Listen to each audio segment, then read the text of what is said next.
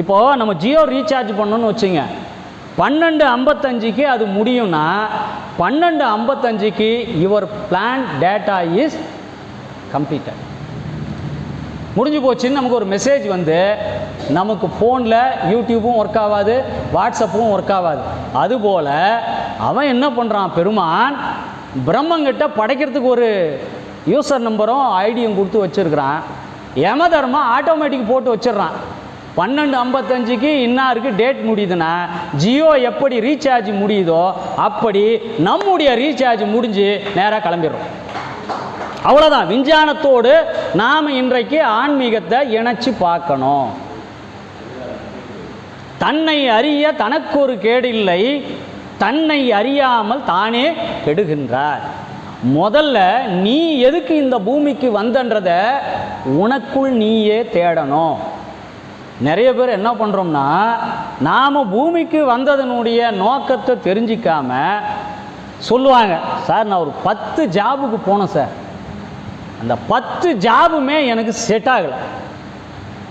இங்கே ஒரு 6 மாதம் வேலை செஞ்சேன், இங்கே ஒரு 7 மாதம் வேலை செஞ்சேன், அந்த ஓனரோட பிரச்சனை, அந்த சூப்பர்வைசரோட பிரச்சனை, எதுவுமே எனக்கு செட் ஆகலை சார். ஏன் செட் ஆகலை அப்படின்னா என்ன காரணம்னா, இந்த பூமியில் நாம் வரும்பொழுதே ஒவ்வொரு மனிதனுக்கும் ஒரு ஆற்றலை இறைவன் கொடுத்துருக்கிறான். அந்த ஆற்றல் எதுன்றது கண்டுபிடிச்சிட்டோம்னா நாமளும் ஒரு தெண்டுல்கர், நாமளும் ஒரு பில்கேட்ஸ், நாமளும் ஒரு தோனி. ஏன் அவங்க மட்டும் சிறந்தவங்களாக இருக்கிறாங்க? தெண்டுல்கர் படிப்பில் அறிவாளி கிடையாது, 10th கூட படிக்கலன்னு நினைக்கிறேன், 10th அவர் குவாலிஃபைடு ஆகலை. ஆனால் அவர் எதில் திறமசாலியாக இருக்கார்? பேட்டிங்கில் இருக்கார். ஆக அவர் தன்னை அறிய தனக்கு ஒரு கேடில்லை, தான் இந்த பூமிக்கு எதுக்கு வந்தன்றதை அவர் கண்டுபிடிச்சிட்டார். அதனால் அந்த துறையில் ஜெயிச்சிட்டார். எஸ்பி பாலசுப்ரமணியம் இருக்கார் பாருங்க, அவர் பிஇ மெக்கானிக்கல் இன்ஜினியர் படித்தார். ஆனால் அவர் பிஇ படிச்சுட்டு பிஇ வேலைக்கு போகல, அவர் தனக்குள்ளே இருக்கின்ற திறமை பாடுகின்ற திறமைன்னு கண்டுபிடிச்சிட்டு அவர் என்ன பண்ணார், அந்த துறையில் உயர்ந்த இடத்துக்கு போயிட்டார். இதை தான் நம்முடைய திருமூலரும் என்ன சொல்கிறாரு, உனக்குள் இருக்கின்ற ஆற்றல் எது என்று நீ கண்டுபிடித்து விட்டாயானால் அந்த துறையிலே நீ தான் உயர்ந்த இடத்திற்கு செல்வாய். அதை விட்டுட்டு நமக்கு சம்பந்தம் இல்லாமல் எனக்கு ராகமே பாட தெரியாதுன்னா நான் பாடத்துக்கு ஆசைப்படக்கூடாது. எனக்கு என்ன தெரியுமோ அதை தான் நான் செய்யணும். நான் ஒரு இசை வித்வானாக போகணும்னு நினச்சின்னா ஃபெயிலியர். எனக்கு இறைவன் எந்த ஆற்றலை கொடுத்திருக்கிறானோ அந்த ஆற்றலை நான் கைவர பெற்றோமானால் அந்த துறையிலே நான் உயர்ந்த இடத்திற்கு போகலாம். அதை விட்டுட்டு நான் என்ன பண்ணுன்னா, பக்கத்து வீட்டுக்கார பையன் டாக்டராக இருக்கிறான்றதுனால என் வீட்டு பையனும் டாக்டர் ஆகணும்னு ஆசைப்பட்டோம்னா இவன் என்ன பண்ணுவான், 2 வருஷத்துலேயே காலேஜ் விட்டு ஓடி வந்துடுவான். இல்லைனா என்ன பண்ணுவான், ரயிலையோ கயிறோ மாட்டிக்கின்னு என்னால் படிக்க முடியல. இன்றைக்கு நிறைய உயர்ந்த கல்விக்கு போய் மாணவர்கள் தற்கொலைக்கு வர்றதுக்கு காரணம் என்னென்னா, அவன் அதுக்காக இந்த பூமிக்கு வரல, அவனுக்கென்று ஒரு திறமை இருக்குது. அந்த திறமை என்னவென்பதை பெற்றோர்களும் கண்டுபிடிக்கணும். முதல்ல திருமூலர் என்ன சொல்றாரு, தன்னை அறிய தனக்கு ஒரு கேடில்லை, தன்னை அறியாமல் தானே கெடுகின்றான். இன்னைக்கு நடக்கிற விஷயத்தை அன்னைக்கே திருமூலர் சொல்றார், தன்னை அறியாமல் தானே கெடுகின்றார். தன்னை அறியும் அறிவை அறிந்த பின், தன்னை அறியும் அறிவை அறிந்த பின் தன்னை அர்ச்சிக்க தான் இருந்தானே. நீ யாருன்றதை கண்டுபிடிச்சிட்டினா நீ தாண்டா தெய்வம்ன்றார். உனக்குள்ள இருக்கக்கூடிய ஆற்றலை நீ கண்டுபிடிச்சினா உனக்குள்ள இருக்கக்கூடிய சிவத்தையும் நீ கண்டுபிடிச்சிடலாம்.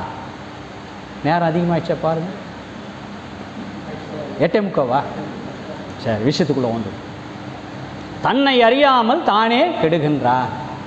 இப்போ இந்த உயிரானது மணக்கணும். திருமூலர் எந்த இடத்துல கொண்டு வந்து நமக்கு இந்த உயிரை வளர்க்கின்ற கலையும் சொல்லியிருக்கார். மொத்தம் 3000 பாடல்கள்.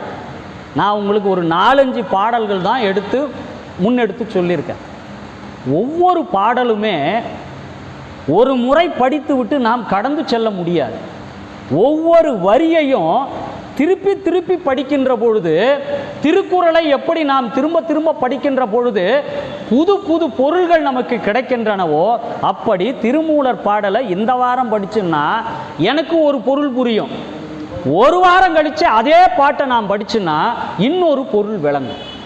ஆக இதுதான் திருமூலருடைய திருமந்திரத்திற்கான நிரந்தர பொருள் என்று வரையறை செய்ய முடியாது. காலம் மாற மாற அந்த காலத்திற்கு ஏற்ப இந்த பொருள் அதனோடு போய் சேர்ந்து கொள்ளக்கூடிய அளவிற்கான ஆற்றல் எந்த மொழிக்கு உண்டுனா அது நம் தமிழ் மொழிக்கு ஒன்றுக்குத்தான் உண்டு. வேற எந்த மொழிக்கும் விஞ்ஞானம் வளர வளர அந்த விஞ்ஞானத்தோடு இணைந்து அதனோடவே பயணிக்கக்கூடிய ஒரு மொழி உலகத்தில் எதுனா நம்முடைய தமிழ் மொழி மட்டும்தான். ஆங்கிலம் கூட பார்த்தீங்கன்னா மற்ற மொழிகள்லேருந்து கடன் வாங்கிப்பான். ஒரு பொருளுக்கு பேர் தெரிலனா அந்த மொழியிலேருந்து கடன் வாங்கிப்பான். உதாரணத்துக்கு ஒரு வார்த்தை சொல்கிறேன், கட்டுமரன்னு தமிழில் பேர், இங்கிலீஷில் போய் பாருங்கள் கட்டுமரன், அவ்வளோதான். அவனுக்கு அதுக்கு பொருளே இல்லை, வார்த்தையும் இல்லை. ஆனால் தமிழை பொறுத்த வரையில் ஒவ்வொரு எழுத்துமே உச்சரித்தால்தான் ஒரு வார்த்தையே கிடைக்கும்.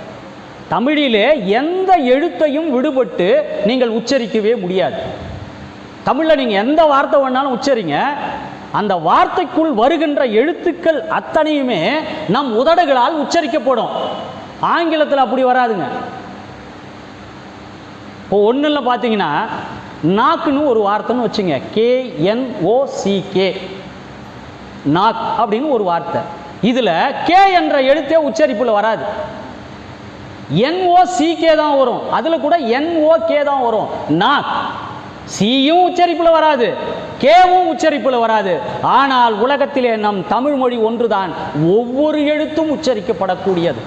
ஆக எந்த எழுத்துமே வீணான எழுத்து தமிழிலே கிடையாது. ஏனென்றால் இந்த மொழிதான் இறைவனால் படைக்கப்பட்ட மொழி, இறைவனால் வழிமொழியப்பட்ட மொழி. என்னை நன்றாக இறைவன் படைத்தனன், தன்னை நன்றாக தமிழ் செய்யுமாறே என்று திருமூலர் நமக்கு சொல்றார். இந்த உயிரானது வளர்க்குறோம். இந்த உயிரை நாம் என்ன பண்ணணும்னா, ஐம்பெரும் பூதங்களை ஒன்று நம் கட்டுப்பாட்டிற்குள் கொண்டு வருவது, இன்னொன்று இந்த உடலை இந்த மண்ணிற்குள் சமாதியாக்காமல் இறைவனோடு இரண்டர கலத்தல். இதை யாருன்னா செஞ்சாங்களா? அப்படி செய்ய முடியுமா? இன்றைக்கு பெரும்பான்மை மனிதரை எல்லாமே நாம் இறந்து கொண்டே தானே இருக்கிறோம். அன்னைக்கு மகாபாரதத்தில் யட்சன் தருமனை பார்த்து ஒரு கேள்வி கேட்குறான். ஒரு வரி கதை மட்டும் சொல்கிறேன், அது நிறைய கேள்வி கேட்குறான். தண்ணி குடிக்க போய் அவனுடைய சகோதரர்கள் எல்லாம் இறந்துடுறாங்க. கடைசியாக தர்மம் போகிறான். தருமனை பார்த்து ஒரு கேள்வி கேட்குறான். எப்போ 3500 ஆண்டுகளுக்கு முன்னால் எழுதப்பட்ட மகாபாரதத்திலே யட்சன் தர்மரை பார்த்து கேட்குறான், உலகத்திலே வியப்புக்குரிய செய்தி எது? தர்மன் சொல்கிறான், ஒவ்வொரு நாளும் ஒவ்வொரு மனிதனுடைய மரணத்தை பார்த்து கொண்டே மனிதன் மாத்திரம் தனக்கு அந்த மரணம் வராது என்கிற நிலையிலேயே இந்த மண் உலகில் வாழ்கிறான் பாருங்க, அதுதான் உலகத்திலே வியப்புக்குரிய செய்தி. எழுத்து வீட்டுக்காரன் செத்துட்டானேன்னு வருத்தப்படுவானே ஒழிய நாமளும் ஒரு நாளைக்கு சாக போறன்ற எண்ணமே இவனுக்கு இருக்காது. அவனை போலவே நாமும் ஒரு நாள் மரணிப்போம் என்கிற எண்ணமே இல்லாம இந்த வாழ்க்கையை இறைவன் மீது எந்த சிந்தனையும் செலுத்தாம வாழ்ந்து கொண்டிருப்பதுதான் உலகத்திலே வியப்புக்குரியது என்று மகாபாரதத்திலே சொல்லி வச்சிருக்கான். இப்போ இந்த உயிர் மணக்கணும்னா, உயிரானது முதலில் என்னவாகணும்னா ஒரு மொட்டாக மலரணும். இந்த உயிரானது மொட்டாக மலர்ந்தாதான் எதுக்கு போகும்? மணக்கின்ற ஒரு நிலைக்கு போகும். மொட்டாக மலரணும்னா நாம் என்ன பண்ணணும்? இதுக்கு திருமூலருடைய முன்னால் வந்த நம்முடைய வள்ளுவர் சொல்றாரு, அழுக்காறு, அவா, வெகுளி, இன்னாச்சொல் இந்நான்கும் இழுக்கா இயன்றது அறம். உன் மனசுக்குள்ள என்ன இருக்கக்கூடாது? பிறரை பற்றிய பொறாமை இருக்கக்கூடாது, பேராசை இருக்கக்கூடாது, கோபம் வரக்கூடாது, பிறரை இழிந்து பேசக்கூடாது, இழிவான சொற்களை சொல்லக்கூடாது. இவைதான் அடிப்படையான 4 நெறிகள். உன் உயிருக்குள் ஒரு மொட்டு மலர வேண்டுமென்றால் அடிப்படையான தத்துவங்கள் என்னென்ன? அழுக்காறு அவா வெகுளி இன்னாச்சொல் இன்னான்கும் இழுக்கா இயன்றது அரண வள்ளுவர் சொல்றாரு. இதை நம்ம திருமூலர் முன்மொழிகிறார். உன் மனதிற்குள்ளே என்ன இருக்கணும்? அன்பும் சிவமும் இரண்டென்பார் அறிவிலா, அன்பே சிவமாவது ஆறும் அறிகிலா, அன்பே சிவமாவது ஆறும் அறிந்தபின் அன்பே சிவமாய் அமர்ந்திருந்தாரே. உன் உயிர் ஒரு மொட்டாக மலர வேண்டுமென்றால் முதலிலே உன் மனதிலே என்ன வரணும்? அன்பு என்பது வரணும். எல்லா உயிர்களிடத்தும் நீ அன்பு செலுத்த வேண்டும். வள்ளல் பெருமான் சொன்னதை போல வாடிய பயிரை கண்டபோதெல்லாம் வாடினேன் என்று வள்ளல் பெருமான் எப்படி வாழ்ந்தாரோ அதற்கான முதல் அடிப்படை நெறி. இந்த உயிர் மணக்க வேண்டுமென்றால் அடிப்படையில் அன்பும் சிவமும் ஒன்று என்பதை நாம் உணர்ந்து கொள்ள வேண்டும். இது முதல் நெறி. இப்போ இது மொட்டாக இந்த உயிரானது மலர்ந்து விட்டது. அடுத்து இந்த மொட்டு மலர வேணும். மலர்ந்தால்தான் மனம் வீசும். இது மலரணும்னா இது என்ன பண்ணணும்னா அன்பு என்கிற நிலையிலிருந்து இந்த உயிரானது கருணை என்ற நிலைக்கு செல்ல வேண்டும். அந்த கருணை என்ற நிலைக்கு நம் முன்னால் சென்றவர் யாருன்னா கிறிஸ்துவ சமயத்திலே ஒருத்தர் இருந்தாங்க. அந்த அம்மா பேர் என்னங்க? அன்னை தெரேசா. அந்த மனம் அன்பை தாண்டி ஒரு கருணை பெற்ற மனம். நம்முடைய சமயத்திலே வள்ளல் பெருமான் கருணையே இதயமாக கொண்டவர். அந்த கருணை இருந்ததினால்தான் அவர் எல்லா உயிர்களிடத்தும் அன்பு செலுத்தினார். அன்பு நிலையிலிருந்து அடுத்து நாம் கருணை என்ற நிலைக்கு செல்லணும். இந்த கருணை என்ற நிலைக்கு நாம் போயிட்டோம்னா திருமூலர் என்ன சொல்றாரு?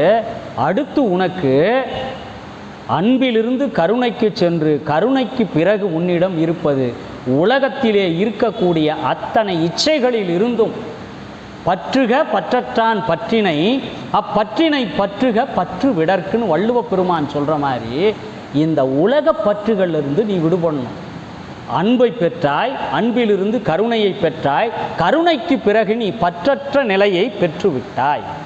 இந்த பற்றற்ற நிலைக்கு நீ போயிட்டினாவே என்னவாயிடும்னா உன் உடலானது அதற்குள்ளே இருக்கக்கூடிய உயிரானது இறைவனோடு இரண்டர கலக்கின்ற நிலைக்கு உன் உயிர் வருகின்ற பொழுது இது மனம் வீச தொடங்கும். இங்குதான் நம்முடைய உயிரானது மணக்கும் நிலைக்கு வரணும். இந்த உயிர் மணக்கும் நிலைக்கு வரணும்னா நீ அன்புள்ளவனாக இருக்க வேண்டும், கருணை உள்ளவனாக இருக்க வேண்டும், பற்றற்றவனாக இருக்க வேண்டும். இந்த 3 நிலைகளை நீ கடந்தால் ஒரு அடிக்கு மேலே இருக்கக்கூடிய இறைவனுடைய திருவடியை தான் இருந்தான் உணர்ந்து எட்டே என்று சொல்லப்படுகின்ற அந்த இறைவனுடைய திருவடியை நீ பற்றி கொண்டு வள்ளல் பெருமான் அடைந்த அந்த மரணமிலா பெருவாழ்வை நீ அடைய வேண்டுமென்றால் சித்தர் காட்டிய அந்த மரபு இந்த உடம்பினை பேணி பாதுகாத்து இந்த உடம்புக்குள்ளே இருக்கக்கூடிய இறைவனை ஓம் என்கிற மந்திரத்தால் உச்சரித்து கடைசியாக ஒரு செய்தி, இந்த ஓம் என்கிற மந்திரம் நம்ம உடம்புக்குள்ள சூட்சுமமாக 3 இடத்துல பெருமான் வச்சிருக்கிறார். அது எங்கன்னா நம்முடைய தொப்புளுக்கு பின்னால் அப்படியே நேராக உள்ள பார்த்தீங்கன்னா நம்முடைய முதுகெலும்பு இருக்கும். இந்த தொப்புளுக்கு நேராக அந்த முதுகெலும்பிலே ஆ என்ற அகர எழுத்தை பதித்து வைத்திருக்கிறார். இது அகரம் என்ற எழுத்து இருக்கக்கூடிய இடம். அதற்கடுத்து என்ன பண்றார்னா நம்முடைய இதய பகுதிக்கு நேர் ஊ என்கிற எழுத்தை பெருமான் உள்ளே பதித்து வைத்திருக்கிறார். இந்த கழுத்திலே மகரம் என்று சொல்லப்படுகின்ற எழுத்தினை இந்த கழுத்திலே வைத்திருக்கிறார். இந்த அகரமும் இந்த உகரமும் இந்த மகரமும் இணைந்தால் ஓம் என்கிற பிரணவநாதம் நம் உடலுக்குள்ளே ஒலிக்கும்.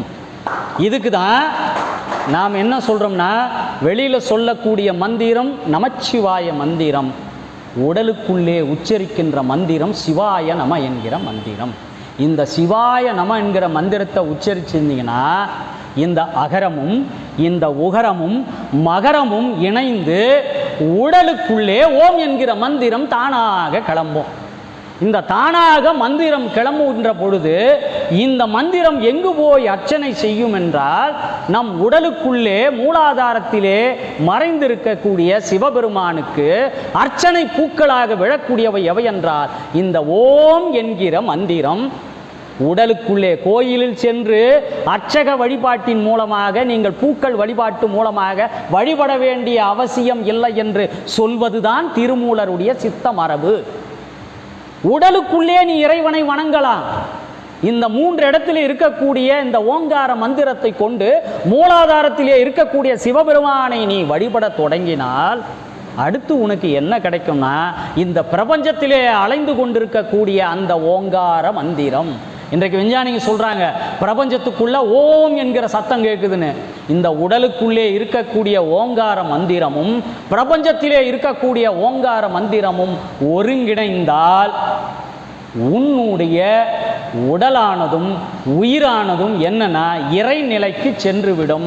பிரபஞ்சத்தை அறியக்கூடிய ஆற்றல் உனக்கு கிடைத்துவிடும். அப்பொழுது இந்த உயிரானது மணந்து இறைவனுடைய திருவடியை சென்றடையும். உயிர் மணக்கும் திருமந்திரம். சரி, இதுக்கு ஒரு உதாரணத்தை சொல்லிட்டு நிறைவு செய்கிறேன். நீண்ட நேரம் எடுத்துக்கிட்டேன். இருந்தாலும் நான் சொல்ல வேண்டியதில் ஒரு 1/4 பங்கு கூட வர முடியல, நேர குறைவுனால. இன்னொரு வாய்ப்பில் இன்னொரு தலைப்பில் இந்த விஷயங்களை பகிர்ந்துக்கலாம். வாரியார் சுவாமிகள் நம்முடைய வள்ளலாரை பார்த்த ஒரு பெண்மணியை பார்க்குறார். இந்த ஒரு செய்தியோடு நிறைவு பண்ணுறேன். எங்கன்னா, நம்முடைய வடலூரில் திருப்பணி செய்வதற்காக நம்முடைய வாரியார் சுவாமி போகிறார். அந்த வாரியார் சாமி அங்கே போய் தங்கியிருக்கின்ற பொழுது அந்த சன்மார்க்க சபையிலே இருக்கக்கூடிய சிவாச்சாரியார் வீட்டுக்கு உணவருந்து போகிறார் ஒரு நாள் இரவு. இது வாரியார் சுவாமிகளுடைய வாழ்க்கை வரலாற்று நூலிலே அவரே எழுதி பதிவு செய்து வைத்திருக்கிறார். அந்த வீட்டில் ஒரு வயதான பெண்மணி இருக்கிறாங்க. அந்த பெண்மணியோட உட்காந்துட்டு வாரியார் சுவாமிகள் பேசுகிறார். பேசுகின்ற பொழுது அந்த அம்மா என்ன பண்ணுறாங்க, நான் வள்ளலாரை பார்த்துருக்கிறேன் அப்படின்னு சொன்னோடனே வாரியாருக்கு ஆச்சரியம். என்னது, வள்ளலாரை நீங்கள் பார்த்துருக்கீங்களா? ஆமாம் சாமி, எனக்கு ஒரு 7-8 வயசு இருக்கும். அப்போ எங்கள் வீட்டுக்கு, இந்த சிவாச்சாரியார் வீட்டுக்கு, அப்போது வள்ளலார் வீட்டுக்கு வருவார். இங்கே கொஞ்சம் நேரம் இருந்து பேசிட்டு போவார். எப்பவுமே அவர் மேலே ஒரு வெள்ளை ஆடை அணிந்திருப்பார். நீங்கள் அவர் அருகில் போய் பார்த்துருக்கீங்களா அப்படின்னு வாரியார் சுவாமி கேட்குறாரு. இல்லை, அவருக்கு கொஞ்சம் தூரத்தில் நின்னம்னாவே அவர் உடலிலிருந்து நெருப்பு அனல் போல வீசும். அவரை சுற்றி ஒரு வளையம் போல நெருப்பு இருக்கின்ற காரணத்தினால் அவரை யாரும் அணுகி செல்ல முடியாது. சரி, அப்புறம் வேற என்னம்மா அடையாளம்? அவர் கொஞ்சம் தூரத்தில் வந்தாவே பச்சை கற்பூரத்தினுடைய வாசம் வரும். அந்த வாசம் வந்தால் வள்ளலார் வருகிறார் என்று பொருள். நான் உயிர் மணக்கின்ற திருமந்திரத்தை சொன்னேன். ஆனால் வள்ளலார் உயிர் மாத்திரம் மணக்கவில்லை, அவர் உடலையும் மணக்க வைத்து தன்னை இறைவனோடு தைப்பூச திருநாளிலே இறைவனோடு 2 கலந்து விட்டார். இந்த உயிர் மணக்கின்ற வித்தையின் முதல் பகுதியை உங்களுக்கு சொல்லியிருக்கிறேன். இன்னொரு பகுதி இருக்குது. அது என்னன்னா, அட்டமா சித்திகள் மூலமாக நாம் இறைவனை அடைகின்ற முறை சித்தர்கள் சொல்லியிருக்காங்க. இயமும் நியமும் ஆசனம் அப்படின்னு சொல்லிட்டு பிராணாயாமம், பிரத்யாகாரம், தாரணை, தியானம், கடைசி சமாதி. இந்த வழியில் இறைவனை அடைவது எப்படி? இது இன்னொரு தலைப்பு கிடைக்கின்ற பொழுது இந்த 8 விஷயங்களை பற்றி மட்டும் நாம் தனியாக பார்த்தோம்னா நாம் ஒவ்வொருவரும் சித்தராக முயற்சி செய்யலாம் என்று கூறி வாய்ப்பளித்த மாணிக்க வாசகர் நிலையத்திற்கும் ஆதிமூலசாமி மடத்திற்கும் என்னுடைய நன்றியை தெரிவித்துக் கொண்டு விடைபெறுகிறேன். நன்றி, வணக்கம்.